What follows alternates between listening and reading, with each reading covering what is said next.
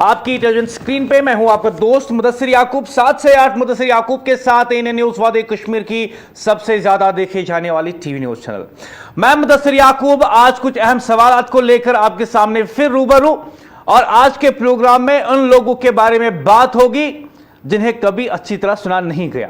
Daily wagers की बात आज के प्रोग्राम में होगी, जो कई बरसों से, कई दहाइयों से इस बात का इंतजार कर रहे हैं कि कमेटी की रिपोर्ट को कब माना जाएगा, हमारे हक में फैसला कब होगा। जो इस बात का इंतजार कर रहे हैं कि कौन सी ऐसी हुकूमत होगी, कौन सा ऐसा लीडर होगा, कौन सा ऐसा चीफ मिनिस्टर होगा, कौन सा ऐसा फाइनेंस मिनिस्टर होगा जो हमारे हक में बात करे।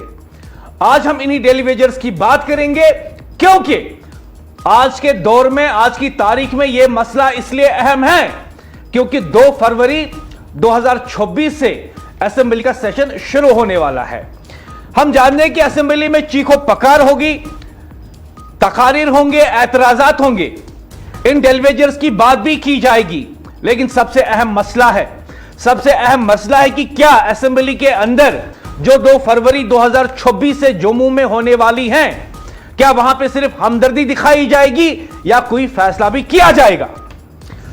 आज इस प्रोग्राम में मेरे साथ थोड़ी देर में जुड़ेंगे मेरे जो Jammu Kashmir PHE daily wagers और ईजा की जनरल सेक्रेटरी हैं सजाद परे। थोड़ी देर में मैं उनसे भी बात करूंगा, लेकिन सबसे पहले समझना जरूरी है कि यह मौजू इतना अहम क्यों है। यह असल में मौजू नहीं, यह एक मसला है, एक मसला जिससे 6 लाख घरानों की जिंदगी जुड़ी हुई है, जिससे कई मासूम बच्चों की जिंदगी जुड़ी हुई है, जिसके साथ कई बुजुर्ग वालिदैन की उम्मीदें जुड़ी हुई है कि उनका वालिद, उनका बेटा, उनकी बेटी रेगुलर होगी तो घर में आमदनी आएगी, बुजुर्ग वालिदैन को अच्छी अद्वियात मिलेंगी, बुजुर्ग वालिदैन को सही इलाजो मुआवजा मिलेगा और बच्चों को स्कूल की फीस मिलेगी। आज का सवाल कोई सियासी सवाल नहीं है, यह कोई पार्लिमानी सवाल नहीं है, यह हजारों घरों की रोटी, इज्जत और मुस्तकिल का सवाल है। 2 फरवरी को जब असेंबली का इजलास शुरू होगा जम्मू में, तो ऐवान के अंदर सिर्फ तकारीर नहीं होगी, बल्कि बरसों से इंसाफ के मुंतजिर डेली वेजर्स की उम्मीदें भी गूंजेगी। वो डेली वेजर्स जो दहाइयों से सरकारी महकमों में खिदमत अंजाम दे रहे हैं, बगैर मुस्तकिली के, बगैर सर्विस सिक्योरिटी के, बगैर वाज़ा पॉलिसी के। अब इस सिलसिले में अगर जी बीजेपी, जो कि मेन अपोजिशन पार्टी है जम्मू कश्मीर में, उन्होंने कहा है कि हम इस मामले को लेकर हुकूमत को घेरेंगे। लेकिन सबसे अहम सवाल यह है कि क्या उमर सरकार इसका खातिर खा जवाब देगी? क्या वो इस जिम्मेदारी को लेगी कि हां, मैं अपनी हुकूमत में इन डेलीवेजर्स को रेगुलर करूंगा, या फिर वो अपनी जिम्मेदारी किसी और के कांधे पर डालने की कोशिश करेंगे? बात डेलीवेजर्स की है जिन्हें 2017 में एसआरओ 520 के तहत कहा गया था कि रेगुलर करेंगे। लेकिन सवाल यहां पे खत्म नहीं होता, सवाल यहां से शुरू होता है कि क्या एसआरओ 520 जिसके तहत कहा गया कि हम इन डेलीवेजर्स को रेगुलर करेंगे, क्या वो वाकई में एक संजीदा कोशिश है या इन डेलीवेजर्स के साथ मजाक? क्या वाकई में पीडीपी की हुकूमत ने एसआरओ 520 लाकर इनके साथ इंसाफ करने की कोशिश की थी या 420 ही थी? इज इट एसआरओ 520 और it should be called SRO 420? Daily wagers को मुस्तकिल करने के लिए 2017 में एसआरओ 520 लाया गया। लेकिन सवाल यह है कि क्या वाकई में यह एसआरओ 520 था या इसे एसआरओ 420 का नाम होना चाहिए? आज के प्रोग्राम में हम हुकूमत से भी और अपोजिशन से भी खुले आम और वाज़ा तौर पर सवाल पूछेंगे, और सवाल पूछेंगे उनसे कि आप बताइए, क्या आप वाकई में इस असेंबली सेशन के दौरान डेली वेजर्स को खुशखबरी देंगे, लाखों लोगों को खुशखबरी देंगे? क्या आप उन्हें बताएंगे कि हां, हम आपकी नौकरियों को मुस्तकिल कर रहे हैं या नहीं? क्या यह सिर्फ एक उम्मीद होगी, बनावटी और दिखावी हमदर्दी होगी, या वाकई में आप ऐसे इकदाम उठाएंगे, वाकई में आप ऐसे इकदाम उठाएंगे जो वाकई में इन डेलीवेजर्स के लिए राहत की बात होगी? आज एएनएन न्यूज इन डेलीवेजर्स के साथ खड़ी है और असेंबली सेशन में, होने वाले असेंबली सेशन में जो जम्मू में 2 फरवरी से शुरू होने वाला है, हम खुल के कहते हैं, हम खुल के कहते हैं और खुल के पूछ रहे हैं उमर सरकार से भी और अपोजिशन पार्टियों से भी, बताइए क्या आप इन पे एक बार फिर असेंबली के अंदर सियासत करेंगे, या फिर इस ऐवान के अंदर जो 2 फरवरी से जम्मू में शुरू होने वाला है, इन डेलीवेजर्स के लिए वाकई में एक मंसूबा और एक फैसला सामने आएगा? यह अहम बात है और यह अहम सवाल है। और दूसरी बात, एसआरओ 520 को उस वक्त के फाइनेंस मिनिस्टर हसीब द्राबू ने फ्रेम करवाया था, लेकिन अगर आप उस एसआरओ को पढ़ेंगे तो आपको दिखेगा कि 90 दिनों में कोई भी डेलीवेजर गैर हाजिर रहा होगा 2 दिन के लिए, तो वो इस स्कीम में एलिजिबल नहीं है रेगुलराइजेशन के लिए। बताइए, इंसाफ है? मिनिस्टर जो गवर्नमेंट के टैक्स पेयर के खर्चे पर बैरून रियासतों का दौरा करते हैं, बैरून ममालिक का दौरा करते हैं, एक डेलीवेजर से कहते हैं 2 दिन आप गैर हाजिर रहे होंगे, आपको रेगुलर नहीं किया जाएगा। क्या यह इंसाफ की बात है? इज इट एसआरओ 520 और it should be called SRO 420? Is it SRO 520 और it should be called SRO 420? मेरे साथ जुड़े हुए हैं डेलीवेजर्स के रहनुमा, कदावर लीडर डेलीवेजर्स के सजाद परे, ईजेक के हालिया इंतखाबात में इन्हें जो हैं जनरल सेक्रेटरी भी चुना गया इलेक्शन के जरिए। इनसे मेरी बातचीत होगी और उसके बाद कई सवाल हुकूमत के सामने और अपोजिशन के सामने हम रखेंगे। बहुत बहुत इस्तकबाल सजाद साहब, अस्सलाम वालेकुम। वालेकुम सलाम व रहमतुल्लाह। बहुत बहुत शुक्रिया आपका और आपकी चैनल का। सबसे पहले मैं कहना चाहूंगा आपसे, असेंबली का सेशन 2 फरवरी से शुरू होने वाला है जम्मू में।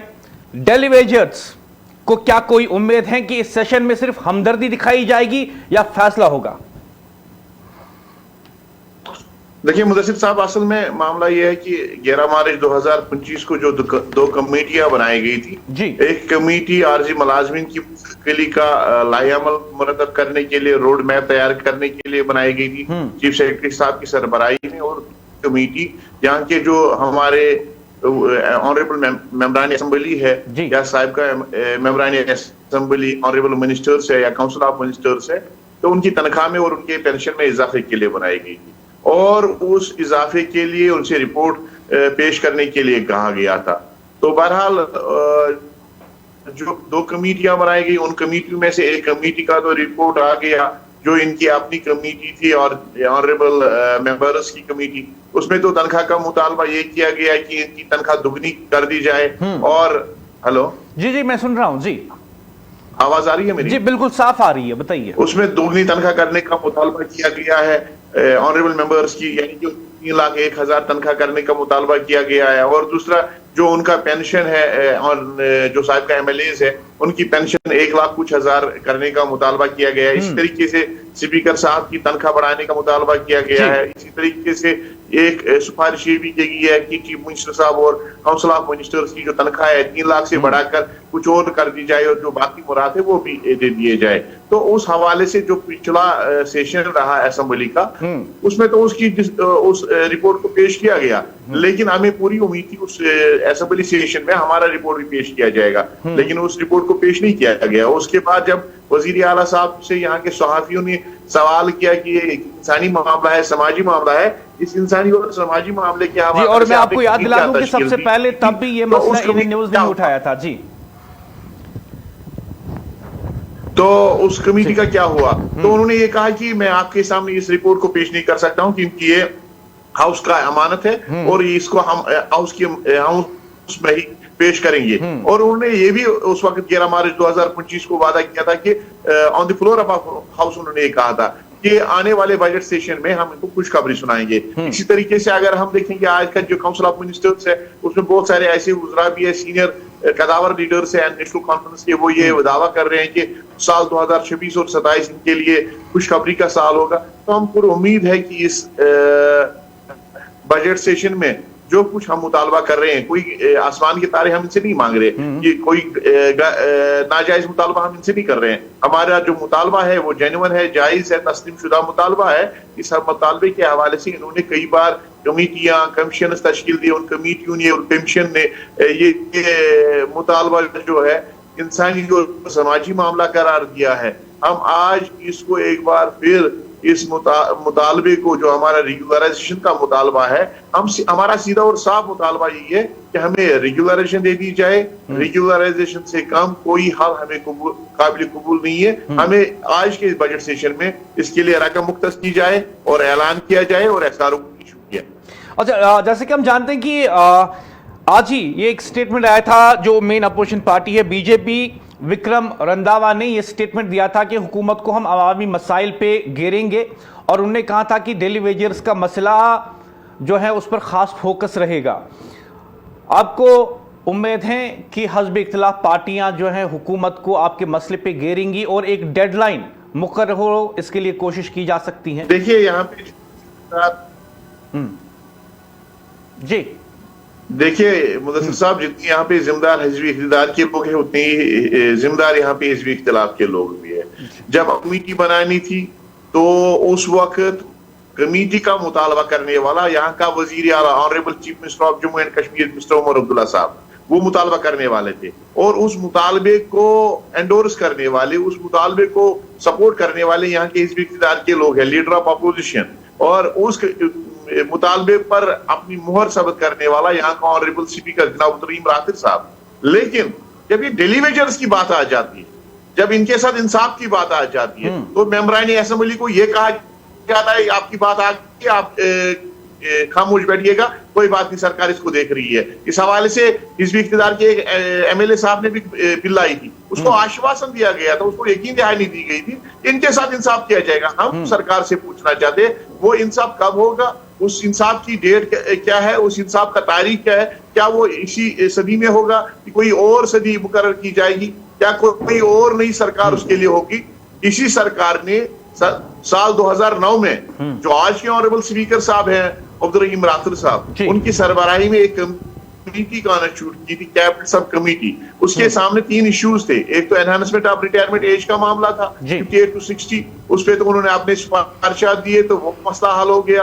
और दूसरी उनके सामने डिमांड थी रेगुलराइजेशन ऑफ डेली वेजर्स का मामला था। और तीसरी बात यही थी कि पेनामली का मामला था, मामले के हवाले से भी उन्होंने रिपोर्ट पेश की और दोनों मामले हल हो गए। अब जो बर्निंग इशू इनके पास है, जिसके हवाले से इनकी सरकार ने ही नेशनल कॉन्फ्रेंस ऑफ कांग्रेस की सरकार ने 2014 में जितने भी काउंसिल ऑफ मिनिस्टर्स के जो हमारे ऑनरेबल उस वक्त कैबिनेट मिनिस्टर्स थे, उन्होंने दस्तखत किए हैं उस रिपोर्ट पे। मैं वो रिपोर्ट आपको दिखाना चाहता हूं। ये वो रिपोर्ट है जिसको पेश किया गया था। और ये वो रिपोर्ट अफसोस इस बात का है, कोड ऑफ कंडक्ट लगने से पहले 3 दिन पेश किया जाता है। क्या 3 दिन से पहले कोई प्रेस ये कैबिनेट होनी थी? इनको मालूम था कोई कैबिनेट नहीं होनी थी, कोई काबीना नहीं होनी थी, तो इसको पेश किया गया, इस पर सियासतकारी की गई। नतीजा ये उस वक्त भी और आज भी 61,000 खानदानों के साथ खिलवाड़ किया जा रहा है। इनके बच्चों को, इनके मासूम बच्चों का मुस्तकबिल जो है तारीख बनाने में एक ये मनसूबा बंद साजिश के तहत ऐसा किया जा रहा है। और अगर हम देखेंगे, काम तो हमसे बराबर लिया जाता है। यहाँ का जो बुनियादी सिस्टम है वो हम ही लोग चला रहे हैं। डिपार्टमेंट को 60% इस वक्त जो हमारे रेगुलर एम्प्लॉयज है, कंफर्म्ड एम्प्लॉयज है, वो तो रिटायर होते जा रहे हैं। अब उसमें खाली कुछ लोग बचे हैं, वो भी आने वाले मुझे लगता है जून 2027 में अगर हम PH कश्मीर की बात करेंगे तो कंप्लीटली 95% हमारा जो रेगुलर एम्प्लॉयज का कोटा है वो तो रिटायर हो जाएगा उस टाइम तक। अगर जम्मू PH की बात करेंगे 2029 में वो भी रिटायर हो जाएंगे। फिर डिपार्टमेंट सिर्फ जो डेली वेजर्स चला रहे थे वही चलाते रहेंगे। सरकार ने नई स्कीमें बनाई, JGM के तहत हजारों करोड़ों रुपया खर्च किया गया और नई स्कीमें बनाई गई। तो 94 में हमारे पास 300 स्कीमें में थी, PH कश्मीर के पास 7,000 किलोमीटर हमारा डिस्ट्रीब्यूशन नेटवर्क था, और आज हमारे पास 25,000 किलोमीटर पाइप नेटवर्क है। आज हमारे पास 4,500 के करीब स्कीमें हैं, लेकिन इन स्कीमों को चलाने वालों के हवाले से कुछ नहीं सरकार सोच रही है। सरकार से हमारा आपके माध्यम से मुतालबा होगा, जो ये बजट सेशन आने वाला है, इस बजट सेशन में हमारे साथ इंसाफ किया जाए, हमारी रेगुलराइजेशन का ऐलान किया जाए, उसके लिए रकम मुख्तस की जाए। हम वही रेगुलराइजेशन मांग रहे हैं जो रेगुलराइजेशन आप पीडीडी में डेली वेजर्स कैजुअल उसको दे रहे हैं। क्या खता की है हमने? अगर ऑटोनोमस बॉडीज में रेगुलराइजेशन हो रही है, अगर कॉर्पोरेशंस में रेगुलराइजेशन हो रही है, अगर पब्लिक सेक्टर यूनिट्स में रेगुलराइजेशन हो रही है, जम्मू म्युनिसिपल कॉर्पोरेशन और श्रीनगर म्युनिसिपल कॉर्पोरेशन में अगर रेगुलराइजेशन हो रही है, अगर पीडीडी जो एसेंशियल डिपार्टमेंट है, हमारा सिस्टर डिपार्टमेंट है, अगर वहां पे रेगुलराइजेशन हो रही है, तो हमारे लोगों ने कौन सी खता की है, हमें किस जुर्म की सजा दी जा रही है कि हमारा जो रेगुलराइजेशन का मामला है पिछले 25-30 बरस से लटका हुआ है। सरकार से हमारा सीधा और साफ मुतालबा ये है कि हमारी रेगुलराइजेशन की जाए, वो सारे बेनिफिट्स जो आप यहाँ के 4th क्लास एम्प्लॉइज को दे रहे हैं, वही बेनिफिट्स हमें दे दिए जाए। अब इस वक्त ये जो बजट सेशन होने जा रहा है, इससे पहले इस वक्त सेक्रेटरीट के अंदर और बाहर, सेक्रेटरीट के अंदर और बाहर गलियारों में और सोशल मीडिया पे एक रिपोर्ट गश्त कर रहा है, और उस रिपोर्ट में SRO 520 का भी जिक्र है। 520 उस वक्त एक शुरुआत थी, उस हवाले से हमारे साथ वादा किया गया था कि इसमें अमेंडमेंट्स करेंगे 7th पे कमीशन इंप्लीमेंट होने के बाद, और आपको वो सारे बेनिफिट्स दिए जाएंगे, आपको वो सारे मुराद दिए जाएंगे जो यहाँ की कंफर्म्ड एम्प्लॉयज लेते हैं। ये द्राबू साहब के अल्फाज थे, द्राबू साहब और उस कैबिनेट के अल्फाज थे। तो बहरहाल वो सरकार भी नहीं, वो फाइनेंस मिनिस्टर भी नहीं रहा, और वो ऑर्डर भी नहीं रहा, वो स्टेट भी नहीं रहा। हम इस वक्त यूटी में है, और यूटी की सरकार है इस टाइम। अब मसला ये है कि अगर आज की सरकार उसी पॉलिसी को कॉपी पेस्ट करना चाहती है, जिसमें 8th पे कमीशन का जिक्र नहीं है, जिसमें सिर्फ एनहांसमेंट का जिक्र है, उस वक्त हमने इस बुनियाद पे उसको एक्सेप्ट किया था कि हमें हमारे साथ वादा किया गया था before after implementation of 7th पे कमीशन इसमें अमेंडमेंट्स हो गए। लेकिन आज के दौर में जो कमेटी का जो रिपोर्ट, ये सही है गलत है, ये सरकार वाजिया करेगी, सही है कि गलत है, इसका फैसला सरकार को करना है, इस रिपोर्ट के हवाले से जो इस वक्त सर्कुलेट हो रहा है। तो बहरहाल हमारा सरकार से मुतालबा है, जो कुछ कॉपी पेस्ट इस वक्त SRO 520 का किया गया है, जो रिपोर्ट इस वक्त गश्त कर रही है, अगर ये सही है तो कितनी तौर पर हमें ये रिपोर्ट और इस किस्म की रेगुलराइजेशन पॉलिसी मंजूर नहीं है। इसके लिए हम अंदर भी एहतिजाज करेंगे, बाहर भी एहतिजाज करेंगे, और तब तक अपनी जदोजहद जारी व सारी रहेंगे जब तक हमारा मुतालबा पूरा नहीं किया। सज्जाद साहब, चूंकि जब हम डेली वेजर्स की बात करते हैं, इसमें कई और इदारे जो हैं वो भी सामने आ जाते हैं। जैसे इस वक्त ANN न्यूज को कई फोन कॉल्स मौसूल हो रही हैं, और कुछ लोग पूछ रहे हैं क्या आप NYC NHM एम्प्लॉयज की भी बात कर रहे हैं, या सिर्फ उन डेली वेजर्स की जो मुख्तलिफ महकमा जात में है?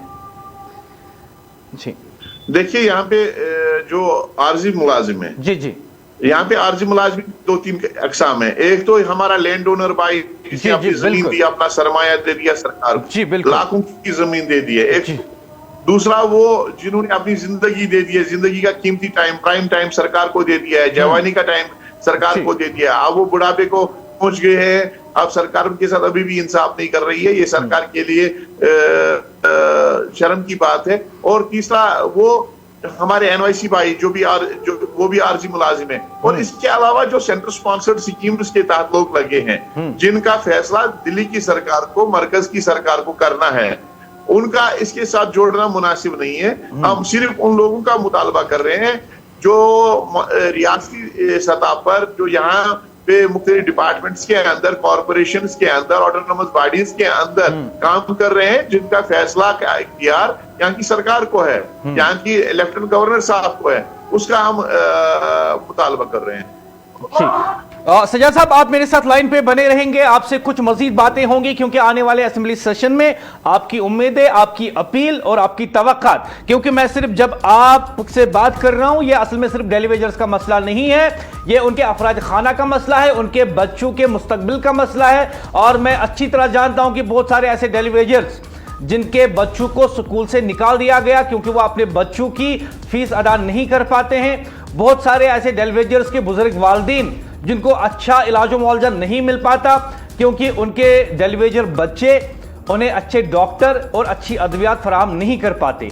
यह बात आज सिर्फ डेलीवेजर्स की नहीं है, यह उनके बुजुर्ग वालिदैन की है, उनके मासूम बच्चों की है, जिन्होंने कई बार अपने वालिदैन के साथ श्रीनगर शहर में एहतजाजी मुजाहरे किए इस उम्मीद के साथ कि हुकूमत जाग जाए। लेकिन क्या हुकूमत जागी? 2017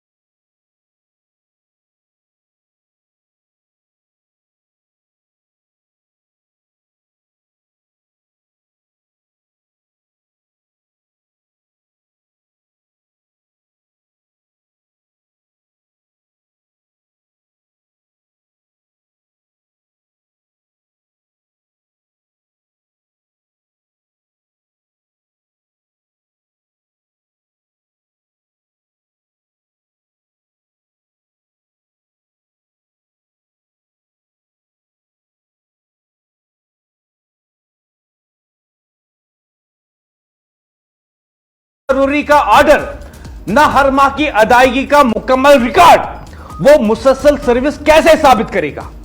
कैसे साबित करेगा?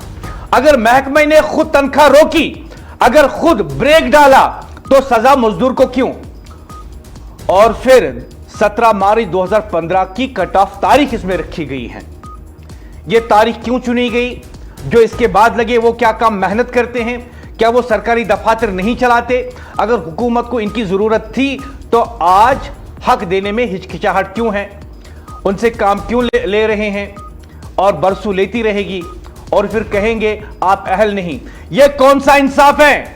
कहां गया? इन्हें बाकायदा किया जाएगा, डेलीवेजर्स को रेगुलर किया जाएगा, लेकिन हकीकत क्या है? नाम बदल दिया गया। गवर्नमेंट सर्विस असिस्टेंट तनख्वाह के तौर पर इन्हें देने की बात की जा रही है। ना मुकम्मल पे स्केल, ना तरक्की का वाज़ा रास्ता, ना वो तहफ़्फ़ुज़ जो एक मुस्तकिल मुलाजिम को हासिल होता है। इसे मुस्तकिली कहना हकीकत को छुपाना है। और सुन लीजिए, सालाना 3% इजाफा इनकी तनख्वाह में किया जाएगा। 3% SRO 520 के तहत 3%। महंगाई कहां पहुंच गई? बाजार में कीमतें कहां हैं? क्या 3% से घर चलता है? क्या 3% से घर चलता है? यह इजाफा नहीं है, यह रस्मी कार्रवाई है। एक कमेटी बनाएगी, पावर कमेटी, फैसले वो करेगी, लेकिन शफाफियत कहां है? कितने केस मंजूर आज तक किए गए? कितने मुस्तरद किए गए? किस बुनियाद पर? अवाम को क्यों नहीं बताया जाता? यौम उजरती मुलाजमीन ने बरसों निजाम चलाया, उन्होंने दफातर खोले, फील्ड में काम किया, मुश्किल हालात में खिदमत दिए, लेकिन आज भी वो खैर यकीनी में खड़े हैं। तो आज सवाल हुकूमत से हैं, क्या आप मुकम्मल मुस्तकिली देंगे? क्या कट ऑफ तारीख पर नजरसानी हो सकती है? क्या इन्हें बाकायदा पे स्केल मिलेगा? डेलीवेजर्स को क्या बाकायदा पे स्केल मिलेगा, या फिर इन्हें सिर्फ वादों में रखा जाएगा?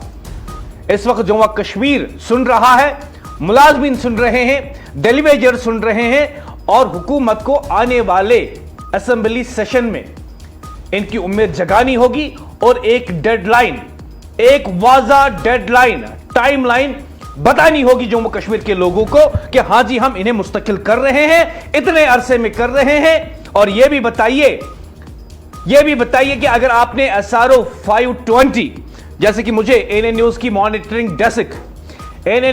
मॉनिटरिंग डेस्क मुझे बता रही है कि सोशल मीडिया पे कहीं पे ये बातें हो रही हैं कि उमर सरकार ने सोचा है कि SRO 520 के तहत जो है हम इनका फेजन मैनर में रेगुलर करेंगे। लेकिन मैं आपको बता दूं कि ये SRO 520 नहीं है, ये असल में SRO 420 है, जिसके तहत कई वो लोग जिन्होंने बरसों मेहनत की, सरकार की खिदमत की, आम लोगों की खिदमत की, बाहर हो जाएंगे इस स्कीम से, और हम डेलीवेजर्स की आवाज उठाते रहेंगे। सजाद परे साहब मेरे साथ जुड़े हुए हैं, जम्मू कश्मीर पीएचई डेलीवेजर्स और ईजैक के जनरल सेक्रेटरी। सजाद साहब, एसआरओ 520 और डेलीवेजर्स से मैंने बात की, मेरी टीम ने बात की, उनका यह कहना है कि यह असल में 520 नहीं 420 है डेलीवेजर्स के लिए, जिसके तहत यह कोशिश की जा रही है कि बहुत सारे लोगों का रास्ता रोका जाए और इन्हें इस स्कीम के तहत बाहर किया जाए। आपका क्या कहना है? देखिए, सरकार ने जब ये एसआरओ उस टाइम सामने लाया तो उस पूरी कैबिनेट जो भी उस वक्त सरकार में थे, कोलिशन में थे, तो वो सबके सब शायद डेलीवेजर्स को देने के लिए उनके पास कुछ नहीं था। तो उस वक्त के ऑनरेबल फाइनेंस मिनिस्टर ने ये कहा सरकार से कि मैंने भूख हड़ताली मुलाजमीन के दरमियान जाकर वादा किया है, आप इस वादे को निभाना किसी भी सूरत में है। तो फिर बहरहाल फिर उन्होंने दो हिस्सों में इस एसआरओ को तकसीम किया। एक हिस्सा उस वक्त उन्होंने इश्यू किया, तो उसके तहत हमें थोड़ी बहुत राहत मिली, लेकिन हमारा जो मामला था वो मामला हल नहीं हुआ। थोड़ी बहुत राहत ये थी कि हमारी रजिस्ट्रेशन वगैरह हो गई, हमें आधार बायोमेट्रिक किया गया और कुछ लोगों को उस आधार बायोमेट्रिक के तहत रेगुलराइज किया गया। लेकिन जो मराहत के हवाले से हमारे साथ उस वक्त वादा किया गया था कि हम एसआरओ 520 को अमेंडमेंट करेंगे और आने वाले दिनों में जब इम्प्लीमेंटेशन ऑफ 7th पे कमीशन होगा तो उस वक्त इसमें सारे वो बेनिफिट्स आपको दे दिए जाएंगे जो यहाँ के 4th क्लास एम्प्लॉयज को दिए जाएंगे। बहरहाल वो सरकार नहीं, वो फाइनेंस मिनिस्ट्री नहीं रहा, वो सरकार नहीं रही और यूटी वो स्टेट नहीं रही, ना एसआरओ वो 520 रहा।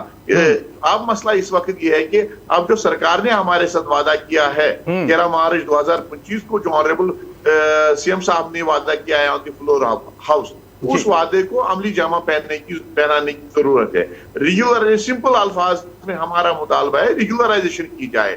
आप ये तनख्वाह में बढ़ोतरी करेंगे, आप ये 3% दे देंगे, अब ये एक ऐसा सामने आ रहा है इतलाक के मुताबिक ह्यूमन रिसोर्स बोर्ड बनाया जाएगा, हमें डिपार्टमेंट से निकाल के उसके हवाले किया जाएगा, फिर वही हमें डिप्लॉय करेंगे कहाँ पे जरूरत है कहाँ पे नहीं जरूरत है। जो हमारे बरसों की मेहनत और तजुर्बा जो है हमारे अपने अपने डिपार्टमेंट्स में है, तो उस पर वो सारा नजरअंदाज किया जाएगा। और दूसरी बात यह है कि जो इन्होंने पे स्केल उसमें बनाया है, जो इतलाक के मुताबिक पे स्केल बनाया गया है, वो सरासर हमारे जख्मों पर नमक पाशी है।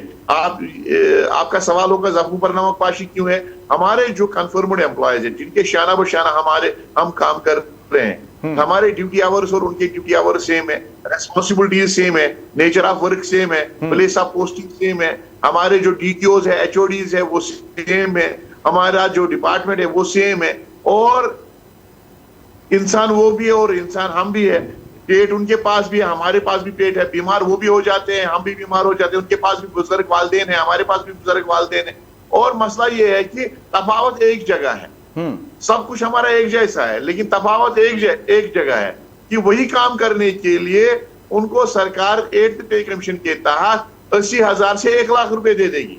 और आज की सरकार एक ऐसा प्लान सामने लाने जा रही है इतलात के मुताबिक, क्या ये सही है गलत है उसकी वजाहत सरकार करेगी, तस्दीक सरकार करेगी।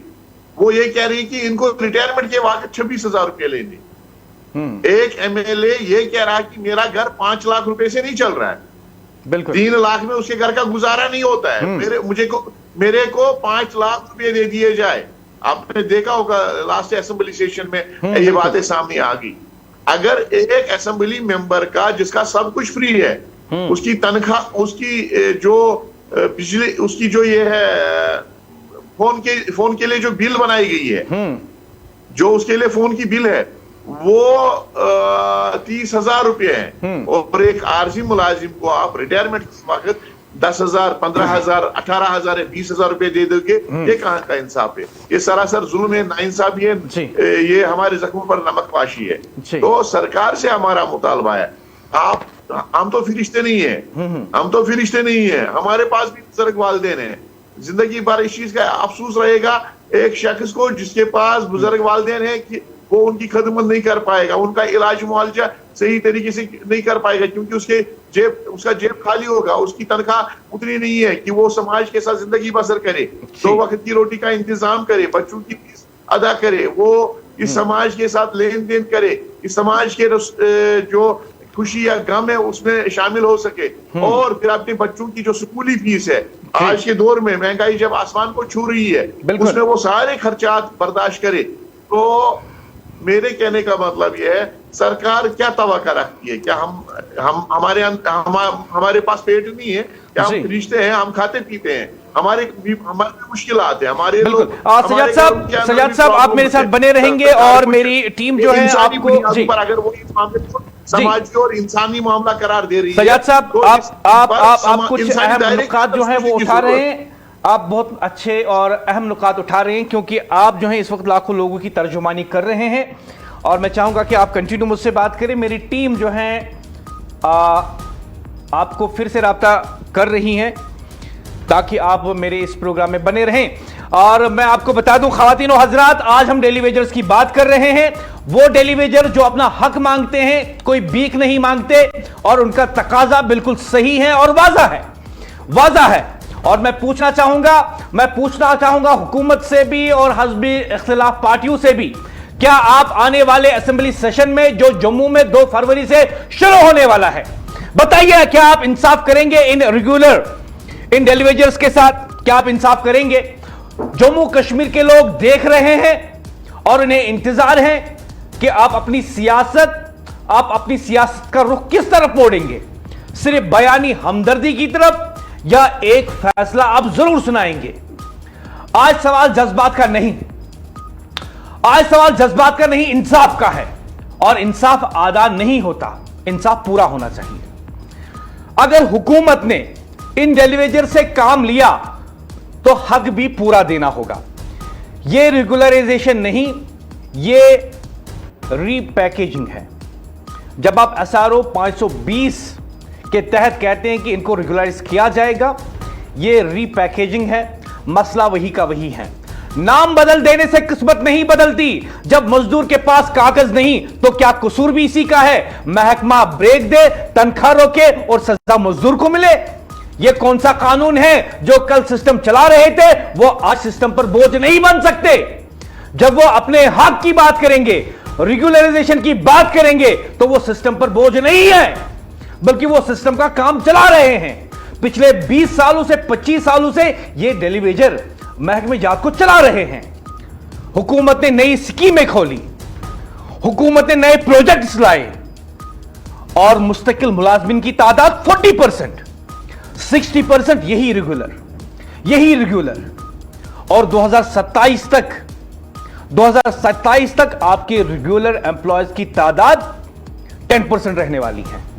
तो बताइए कि उनमें से जो रिटायर हो रहे हैं, उनमें से कुछ फीसद आप इनको क्यों नहीं देते? बताइए कि जो 20-25 सालों से काम कर रहे हैं, उनके लिए आप क्या कर रहे हैं? आप कहते हैं कि SRO 520 के तहत 3% इजाफा जो है किया जाएगा। 3% इजाफा नहीं, यह आंखों में धूल झोंकने के बराबर है। महंगाई रॉकेट की तरह बढ़ रही है और तनख्वाह बैलगाड़ी। इन डेलीवेजर्स के लिए तनख्वाह बैलगाड़ी है और महंगाई रॉकेट की तरफ। कंसोलिडेटेड पे पर मुस्तकिल नौकरी, यह मुस्तकिल मजाक है।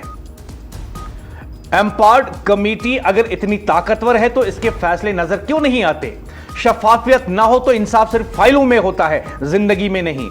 जो लोग बरसों निजाम के सतून रहे, आज वही सबसे ज्यादा कमजोर क्यों दिखाई देते हैं?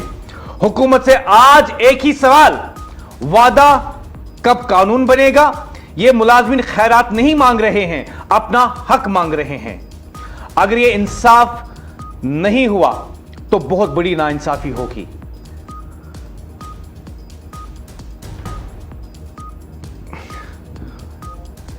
और मेरे साथ इस वक्त जुड़े हुए हैं Jammu and Kashmir NHM employees association के सदर अब्दुल रूफ साहब, अस्सलाम वालेकुम, बहुत बहुत इस्तकबाल। आपसे भी बात करूंगा और सज्जाद परे साहब से भी बात होगी जो कि मेरे साथ जुड़े हुए हैं और मेरी टीम जो है मुझे बता रही हैं, आप मेरे साथ जुड़ चुके हैं। सबसे पहले आपसे जानना चाहूंगा, जम्मू कश्मीर के नेशनल हेल्थ मिशन के एम्प्लॉइज, मरकजी सरकार, जैसा कि मुझे बताया गया है, मरकजी सरकार कहती है कि हमने इनकी मुस्तकिली के लिए फंड्स वागुजार कर दिए हैं और जम्मू कश्मीर की सरकार इन्हें रेगुलर करें। और जम्मू कश्मीर की सरकार, हेल्थ मिनिस्टर सकीना यत्तू कहती है कि इनकी मुस्तकिली मरकजी सरकार को करना है। यहां पे भी कंफ्यूजन, हुकूमत की तरफ से यहां पे भी कंफ्यूजन। मैं आपसे जानना चाहूंगा कि जो आपको मुस्तकिल करना है वो इख्तियार किसको है, मरकजी सरकार को या यहां की रियासती सरकार को? देखिए मुदस्सिर साहब, आपका बहुत बहुत शुक्रिया कि आपके प्लेटफॉर्म के जरिए हमें अपनी बात रखने का मौका मिल रहा है। आपको इस बात से थोड़ी आगाही देना चाहूंगा कि मरकज ने 2005 में एनएचएम का तयन किया था, एनएचएम के मिशन को लागू किया था। उसके बाद वक्तन फवक्तन एनएचएम में कई सारे तरामीम लाए गए जम्मू कश्मीर सरकार के द्वारा या मरकजी सरकार के द्वारा। इनके साथ साथ हमारे साथ कई सारे वादे भी किए गए। अगर हम जम्मू कश्मीर सरकार करें, मरकजी सरकार की बात करें, मरकजी सरकार ने 2012 से आज 2026 होने को आया है, 2012 से बराबर सिफारिशात भेजी है कि एनएचएम का रेगुलर करने का इख्तियार जम्मू कश्मीर सरकार के पास है, स्टेट सरकार के पास है, यूटी सरकार के पास है। हमें जितना पैसा देना हम दे सकते हैं, उसमें कोई परेशानी वाली बात नहीं। मैं आपको ये बात ऐसे नहीं कर रहा, मैं आपको ऑन द रिकॉर्ड बात कहूंगा कि 2017 में जब जम्मू कश्मीर एनएचएम एम्प्लॉइज का एक बहुत बड़ा आंदोलन हुआ था, तब भी एक कमेटी का गठन हुआ था 2017 में, जब पीडीपी और भाजपा की सरकार थी। उस वक्त एक कमेटी बनाई गई थी, हाईपोर्ट कमेटी बनाई गई थी, जिनको ये मैंडेट दिया गया था कि आप इनकी मामला को देख और एक रोड मैप तैयार कीजिए। उस वक्त के जो थे बीजेपी के बाली भगत जी, उन्होंने एक प्रपोजल भेजा था महकमा फाइनेंस को कि 1024 बंदों को आप फेज वाइज मैनर में रेगुलर कीजिए। उस वक्त एक कमेटी बनी, सिफारिश सरकार को, मगर उस पर भी कोई अमल दरामद नहीं हुआ। दूसरी बात, उसके बाद फिर आंदोलन हुआ जम्मू कश्मीर एनएचएम एम्प्लॉइज का 2018 में, फिर एक कमेटी का, मैं आपको उस कमेटी का ऑर्डर भी बता सकता हूँ। 29/1/2018 को एक कमेटी बनाई गई जिसमें जिस कमेटी को ये मैंडेट दिया गया था, इनकी डिमांड्स को आप जांचिए और सरकार को रिपोर्ट भेजिए, मगर उस कमेटी का कोई अता पता ही नहीं है। उसके बाद फिर भारतीय सरकार ने एक बार फिर जम्मू कश्मीर सरकार को लिखा कि आप इनको, जो हमारे यहाँ वैकेंट पोस्ट है, आपको पता ही है कि जम्मू कश्मीर में रिटायरमेंट रेशियो है बट रिक्रूटमेंट रेशियो 0 है। सरकार ने, मरकजी सरकार ने सिफारिशात भेजी थी कि आप इनको जो खाली पड़ी असामी उन पे ऑब्जर्व कीजिए, चाहे मैं डॉक्टर्स की बात करूं, चाहे पैरामेडिकल स्टाफ की बात, चाहे हमारे जो मैनेजर्स उनकी बात करूं। उसके बाद डायरेक्टर हेल्थ सर्विसेज कश्मीर और एमडी एनएचएम ने एक बार फिर सिफारिशात भेजी जम्मू कश्मीर सरकार को हमारे रेगुलराइजेशन के हवाले से, और उन सिफारिशात का अभी तक कोई आता पता नहीं है। हमारे जो मैं इस महकमे में तकरीबन पिछले 18 साल से काम करता आ रहा हूं। मैं दिल्ली से नहीं आया हूं, मैं यूपी से तो नहीं आया हूं, मैं जम्मू कश्मीर का बाशिंदा हूं। जम्मू कश्मीर की सरकार को जम्मू कश्मीर की सरकार के ऊपर जिम्मेदारी आयद होती है कि जम्मू कश्मीर के जो इलीट क्लास है, चाहे हम एनएचएम में डॉक्टर्स की बात करें, पैरामेडिकल स्टाफ की बात करें, मैनेजर्स की बात करें, उनको रेगुलराइजेशन का हक मिलना चाहिए और ये जम्मू कश्मीर सरकार को ही करना है। साथ ही साथ आपको बताना चाहूंगा कि जो हाल ही सकीना यत्तू जी ने एक बयान जारी किया कि इनको भारतीय सरकार ने लगाया है, हम उनको बार बार लिख रहे हैं। अगर उन्हें लिखा है तो उस लिखावट की फाइल कहाँ है, उस लिखावट का ऑर्डर कहाँ है, उस रिकमेंडेशंस कहाँ है? वो लोगों को गुमराह करने के लिए ऐसे बयान दे रही है। शायद उनको इस चीज से ब्रीफ नहीं किया गया है कि जम्मू कश्मीर की NHM association, Jammu Kashmir NHM employees की एक फाइल पहले से ही महकमा सेहत में पड़ी है, उसको जांचने की जरूरत है, उसको काम करने की जरूरत है। इसमें ज्यादा पैसा भी खर्च नहीं है। We are getting also budget from the centre. थोड़ा सा इसमें मेहनत की जरूरत है, क्योंकि जम्मू कश्मीर महकमा सेहत की बात करें, दूर इब्तदा इलाकों की बात करें, टंगडार, करना, मच्छिल, डोडा, किश्तवाड़, पीर पंजाल, वहां पे अगर कहीं जिंदा है तो एनएचएम का डॉक्टर, एनएचएम का पैरामेडिकल, एनएचएम का स्टाफ जिंदा है। आपके माध्यम से एक बार फिर कहना चाहूंगा कि अक्टूबर 2025 में एक फिर से एक रिकमेंडेशन फाइल सरकार के पास गई है कि इनको आप जो हमारे खाली आसाम है उन पे ऑब्जर्व कीजिए। मगर आपके माध्यम से आज फिर पूछना चाहते हैं, जो हुकूमत वक्त है, नेशनल कॉन्फ्रेंस की हुकूमत जो है, जिसकी सरबराही उमरुल्लाह साहब कर रहे हैं, उनसे पूछना चाहते हैं, अगर आप हर एक की बात करते हैं, क्या एनएचएम वाले इस रियासत के, इस यूटी के रहने वाले नहीं है? क्या हमारा हक नहीं है क्या हमारे बच्चों का हक नहीं हम भी इस अपनी सर्विसेज को माकूल हमारी सर्विस को लाजमी बनाया जाए, हमारी सर्विस को रेगुलर किया जाए। हमसे ये कहा जा रहा है कि आप सेंटर के एम्प्लॉयज हो, मगर सेंटर ने बार बार इस बात का इंदिया दिया है कि this is an state specific issue, हुकूमत जम्मू कश्मीर इनको ऑब्जर्व कर सकती है, हमें इसमें कोई परेशानी नहीं है। और अरूफ साहब ये बताइए, क्योंकि मैं जानता हूं आपकी ट्रांसफर भी जो है मुख्तलिफ महकमों में जो है अस्पतालात में होती रहती हैं, लेकिन वहीं पे जब हम बात करते हैं दीगर रियासतों की तो हम जानते हैं कि महाराष्ट्र में और दूसरे स्टेट्स में जो NHM के एम्प्लॉयज़ हैं उन्हें रेगुलर किया जाता है फेजिड मैनर में भी, और 2024-25 में भी ये इकदाम उठाए गए थे कि 30% वैकेंट पोस्ट जो है वो NHM को उन पोस्टों पर महाराष्ट्र में परमानेंट किया गया था। क्या आपने, because you are the very most important stake holder when we speak about the regularization of NHM employees, जो यहाँ की महकमे सेहत की वजीर हैं सकीना यत्तू, क्या आपने उन्हें कहा था कि मुल्क भर में कहाँ पे क्या हो रहा है और उसी तर्ज पर आप हमारे साथ भी इंसाफ कीजिए? हमने बारहा जो आज की वजीर सेहत है मैडम सकीना यत्तू जी, हमने उनके साथ भी एक दो नशस्तें, एक दो मीटिंग्स उनके साथ हुई है। उनके पास हमने अपनी फाइल भी रखी है कि आप इसको जांचें, कि हमने उनमें एनालॉग भी दिया है कि आप, अगर हम अपने महाराष्ट्र की बात छेड़ी, महाराष्ट्र में रिसेंटली 2024-25 में कई बंदों को वन टाइम पॉलिसी बनाई गई कि इनको ऐसे ऐसे रेगुलर करेंगे। कैबिनेट डिसीजन एक आया था महाराष्ट्र के लिए, हमने वो एनालॉग भी दिया था कि आप इसी पैटर्न पे जाइए, उड़ीसा की बात कीजिए, मणिपुर की बात कीजिए। अब हम दिल्ली की बात करेंगे, अगर हम तनख्वाह के हवाले, क्योंकि तनख्वाह तो हमें बहुत meagre, we are getting meagre wages from the government. As far as our doctors is concerned, paramedical staff is concerned, managers are concerned, nurses are concerned, they are getting meager wages, जिससे घर के खर्चे भी बराबर नहीं होते और बच्चों का पढ़ाना तो दूर की बात है। अगर हम दिल्ली की बात करें, Delhi are getting, their doctors are getting 1.5 lakh per month salary and paramedics are getting near about 60 to 65,000। हमने 2010 में जब इसका पे कमीशन का इतलाक हुआ था, तब NHM एम्प्लॉयज का पे रिवाइज होता। अब एक पे कमीशन का इतलाक होने वाला है पूरे हिंदुस्तान में, जिसके साथ साथ जम्मू कश्मीर में होगा।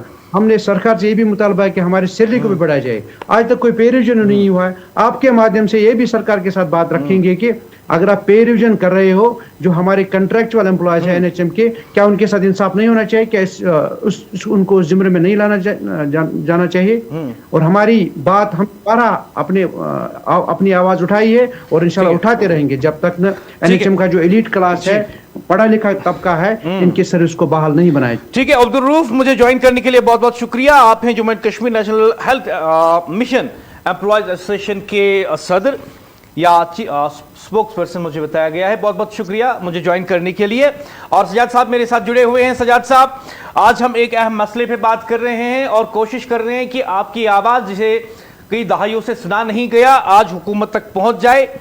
और जिस तरीके से आइंदा असेंबली सेशन होने वाला है 2 फरवरी 2026 से, मैं आपसे ये पूछना चाहूँगा सजाद साहब, मैंने बज़ात खुद देखा है कई हुकूमतों ने आपसे वादे किए और फिर वादों से मुकर गए, या तो फिर वादे किए लेकिन ऐसे वादे जिन्हें बहुत लंबा खींचा जाए। जैसे कभी आपको बताया गया कि पावर कमेटी बनाई गई है, कभी आपसे कहा गया कि आप अपने कागजात जमा करवा दें, और जहां तक मुझे याद है आपने कई बार वो कागजात जमा करवा दिए अपने अपने दफ्तरों में। वो फाइलें सिविल सेक्रेटरीट भी गई और सिविल सेक्रेटरीट में उनके साथ क्या हुआ वो मैं आपसे जानना चाहूंगा। देखिए, जब ये SRO 520 इशू किया गया तो या इस हवाले से जो कमेटियां बनाई गई थी, उन कमेटियों ने हमसे रिपोर्ट तलब किए, डिपार्टमेंट से HOD से रिपोर्ट तलब की, तो उन रिपोर्ट्स को सरकार तक पहुंचाया गया। बहरहाल अगर हम देखेंगे, वो सारी की सारी फाइलें अभी भी सेक्रेटरी के टेबल्स के ऊपर धूल चाट रही है, उन्हें देखा नहीं जा रहा है। हर एक बार एक नई कमेटी का कयाम अमल में लाया जा रहा है, हर एक नई कमेटी फ्रेम की जा रही है ताकि वो कोई नया हल पेश करे। लेकिन जब हम देखते हैं वो वही हल पेश करते हैं, इंसानी और समाजी मामला करार दिया जाता है, लेकिन इंसानी मामलों पर, इंसानी दायरे के अंदर इस पर सोचा नहीं जाता है। और हमें इंसान नहीं, हमें ये हमारा हक नहीं माना जाता है, बल्कि ये तस्वीर करते हैं कि हम इन पर एहसान कर रहे हैं, ये शायद हम इनको भीख दे रहे हैं। मैं ये वाजिया करना चाहूंगा आपके चैनल के माध्यम से, आपके चैनल की वसादत से, ये हमारा हक है, ये हमारा हक है। इसके लिए हमने कुर्बानियां दी हैं, कुर्बानियां दे रहे हैं यहाँ के अवाम और सरकार की खिदमत कर रहे हैं। सरकार को चाहिए कि वो हमारा जो हक बनता है रेगुलराइजेशन, वो फिलपोर बगैर किसी ताखीर के उसका ऐलान करे। हमने सरकार को यहाँ से भी एक जो प्रपोजल है डिप्टी सीएम साहब को हमने दे दिया है, तो हमने उसमें लिखा है कि अगर आपको फाइनेंशियल इश्यूज है, तो अगर आपका फाइनेंशियल इम्प्लीकेशन का मामला है, तो किस तरीके से इस मामले को आसान किया जा सकता है, किस तरीके से इसको फेज वाइज किया जा सकता है। जो बाकी लोग रह जाते हैं उनको मुल्क के तर्ज पे, खासकर दिल्ली के तर्ज पर जो मिनिमम वेज है तब तक दिया जाए जब तक इनकी रेगुलराइजेशन हो जाती है। अगर सरकार इस पर अमल करती है तो मुझे लगता है सरकार को कोई दुश्वारी पेश नहीं आएगी, सरकार को ये मामला आसान हो जाएगा। सरकार तो इसीलिए बनती है ना, सरकार का काम यही होता है कि वो अवाम का काम करे, मुलाजमीन का काम करे, मुलाजमीन और अवाम की मुश्किलात को आसानियों में तब्दील करे। अगर सरकार ऐसा नहीं करती है, सरकार कोशिश करती है कि हम मामला हल करें, मामला हल नहीं हो जाता है, वो लोगों की खुशी हासिल करना चाहते हैं, लोगों को या आवाम को खुश देखना चाहते हैं या मुलाजमीन को खुश देखना चाहते हैं, लेकिन ऐसी तदाबीर करेंगे जिनसे हम खुश नहीं नाराज हो जाएंगे। तो मुझे लगता है सरकार को एक बार फिर अपनी जो ये पॉलिसी है, जो ये रिपोर्ट है, इसको इस पर नजरसानी करनी पड़ेगी, उनको रिविजिट करना पड़ेगा इस पॉलिसी को उन्हें। तो हमारी गुजारिश होगी कि जो भी हमारे खदशात है इस बजट सेशन से पहले, वो हमारे खदशात जो तहफुजात है, कमेटी बैठे हैं, हमें बुलाए, हम वो अपने खदशात और तहफुजात उनके सामने रखेंगे। एक अहम सवाल आपसे पूछना चाहूंगा क्योंकि मेरे पास बहुत वक्त कम है, इस प्रोग्राम का सामने लाई जाए और सरकार इस वक्त और एक मुसीबत खड़ी करती है। सरकार बहुत कम है, लेकिन आपको रुखसत करने से पहले मैं एक अहम सवाल आपसे पूछना चाहूंगा सजाद साहब। जी जी। मिनिमम वेजेस एक्ट जो मरकज की तरफ से यहां पे लागू किया गया, अभी ये रियासत नहीं है, अभी हम यूटी में हैं, और हम जानते हैं कि मिनिमम वेजेस एक्ट जो दिल्ली का है, जो दिल्ली में चलेगा, जो पौंडीचेरी में चलेगा, जो बाकी यूटीज में चलेगा, जो चंडीगढ़ में चलेगा, वही जम्मू कश्मीर में भी चलना चाहिए।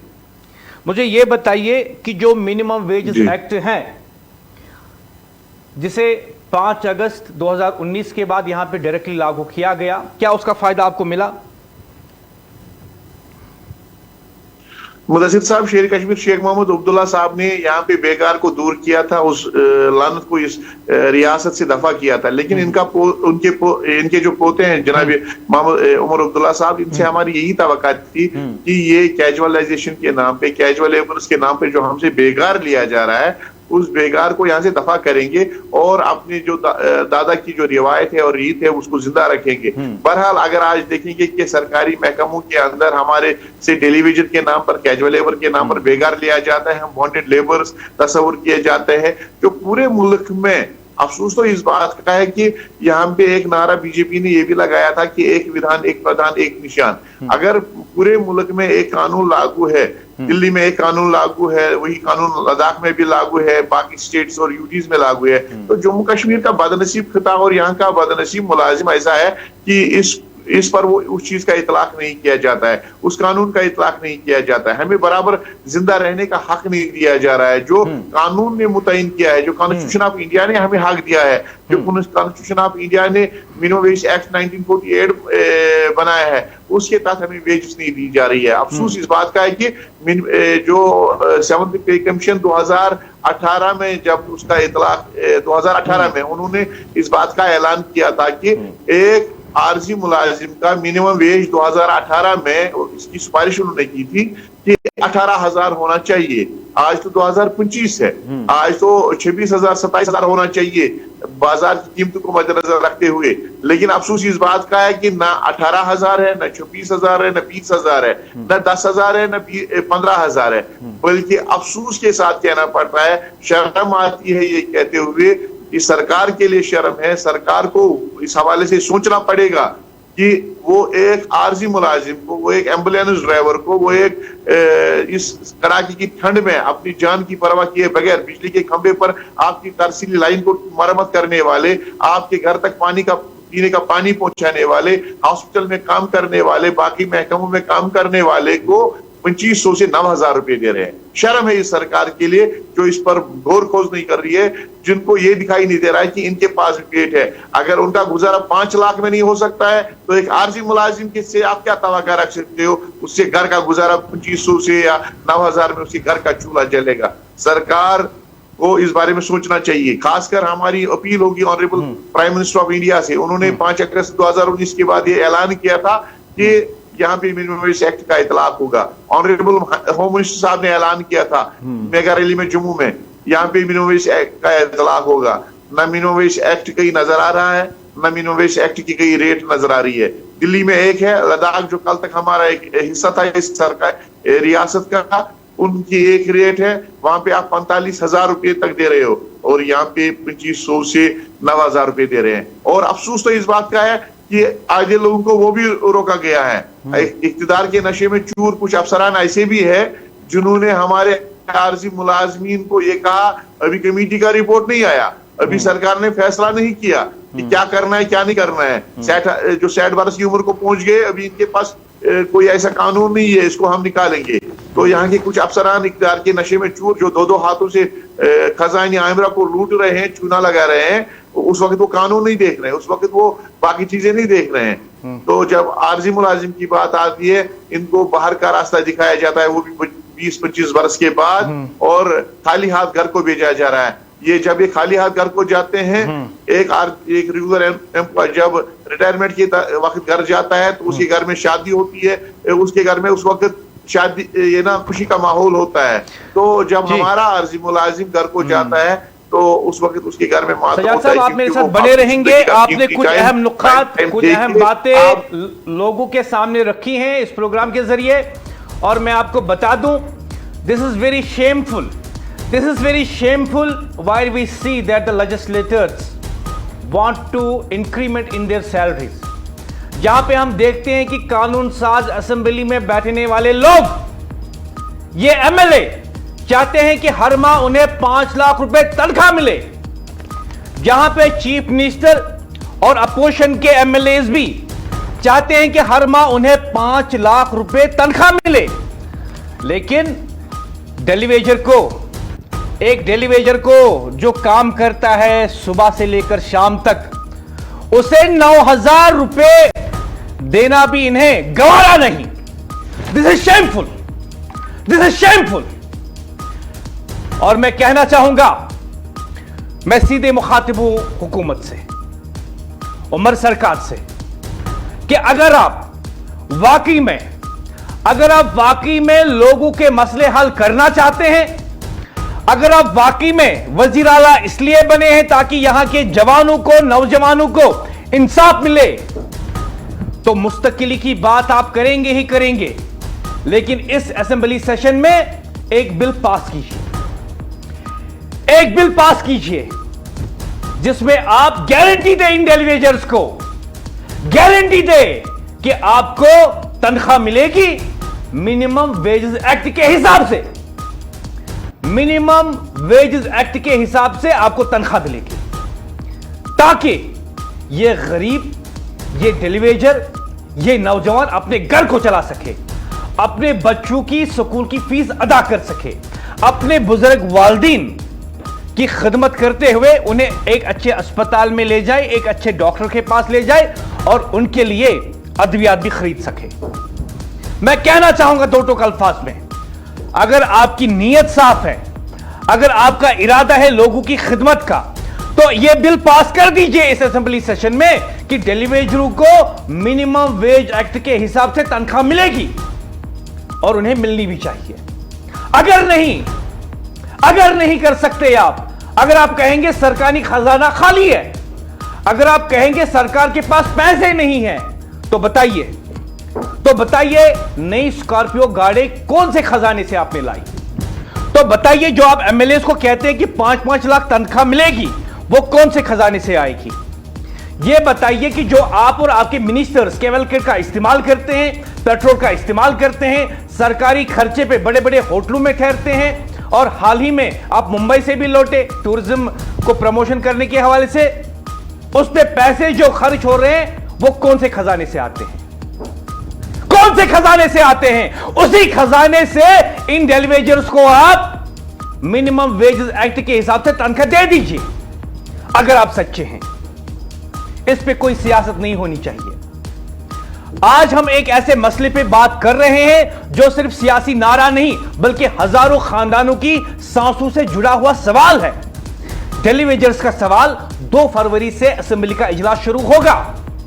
बीजेपी ने ऐलान कर दिया कि वो डेली वेजर्स के दरीना मसले पर हुकूमत को असेंबली के अंदर घेरेगी।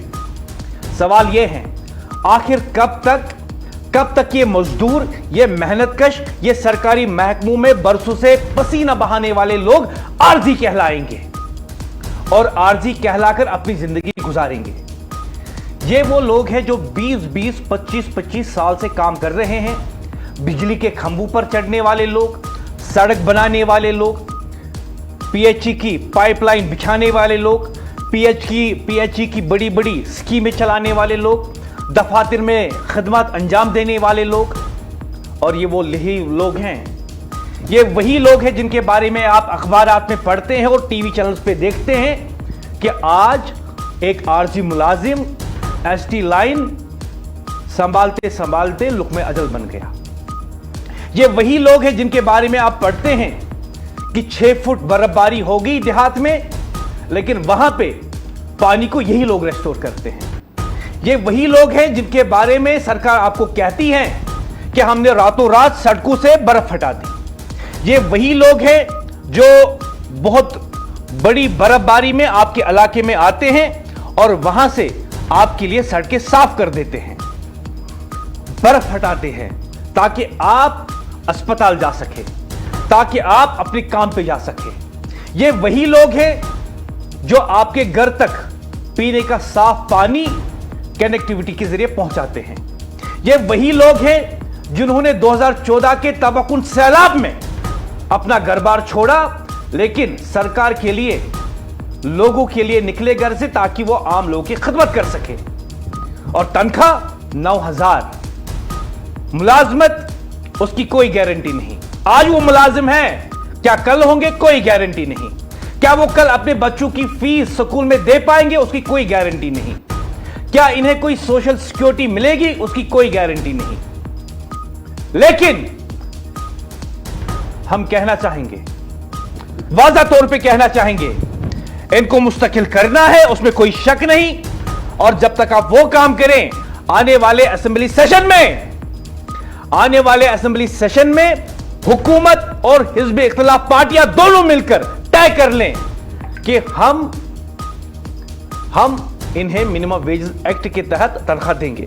आखिर पे मैं पूछना चाहूंगा, जो मेरे साथ मेहमान जुड़े हुए हैं, Jammu and Kashmir PHE daily wagers के सदर और ईजेक के जनरल सेक्रेटरी सजाद परे, मैं चाहूंगा 30 सेकंड में आप अपोजिशन और गवर्नमेंट दोनों से क्या अपील करना चाहेंगे, बता दें आने वाले असेंबली सेशन के हवाले से। मेरी सरकार से ये अपील होगी, ये इंसानी और समाजी मामला आप लोगों ने करार दिया है, हकीकत में भी इंसानी और समाजी मामला है। इंसानी दायरे के अंदर इस पर सोचा जाए।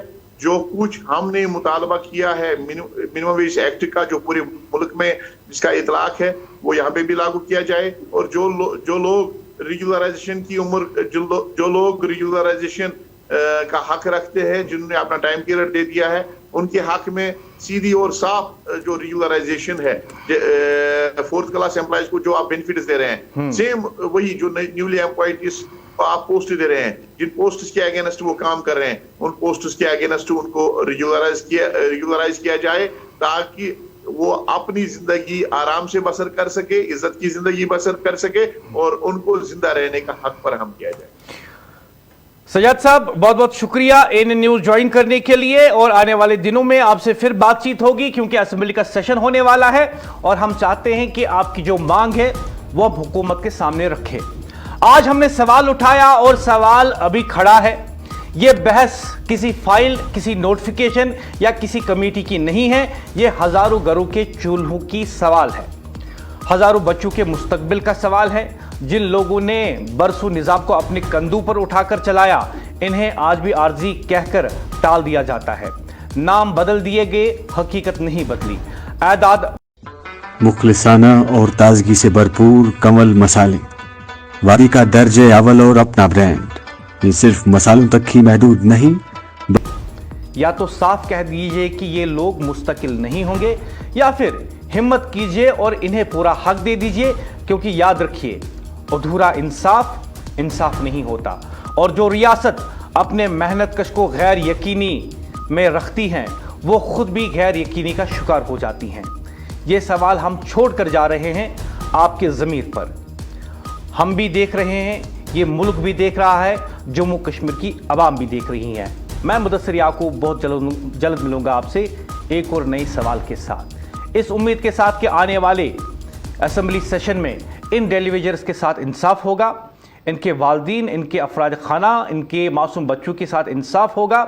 हम यही उम्मीद करेंगे और एक बार फिर दोहराना चाहेंगे, कम से कम मिनिमम वेजेस एक्ट के तहत इनकी तनख्वाहें वागुजार कर दीजिए।